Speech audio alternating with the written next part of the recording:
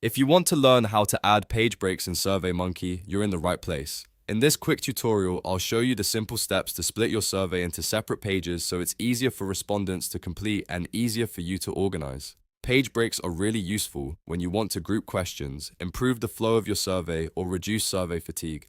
And if this video helps, make sure to hit the like button and subscribe for more easy software tutorials. Alright, let's get into it.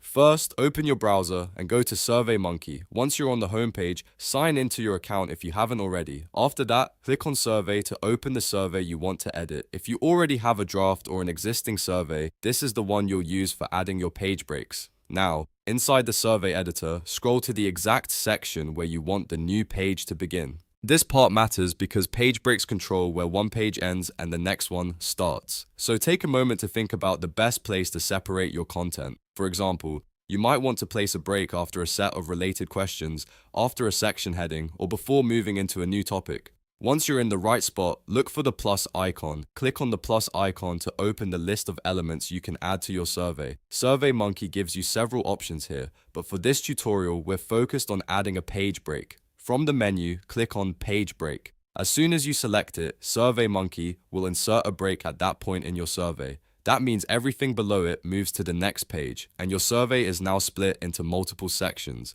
This can make your survey feel cleaner, more professional, and much easier for participants to navigate. After adding the page break, review your survey layout to make sure the questions are separated the way you want. If needed, you can always move the break or add additional breaks in other sections of the survey. That's one of the best parts of SurveyMonkey's editor. You can structure the survey in a way that works best for your audience and your research goals. If you want to continue building a smooth survey experience, try using page breaks strategically. Keep similar questions together, avoid making a page too crowded, and think about the respondent's experience from start to finish. A well-structured survey can improve completion rates and give you better quality responses. And that's it. You now know how to add page breaks in SurveyMonkey in just a few simple steps. If this tutorial helped you out, please hit like, subscribe, and turn on notifications so you don't miss the next helpful guide. Thanks for watching, and I'll see you in the next one.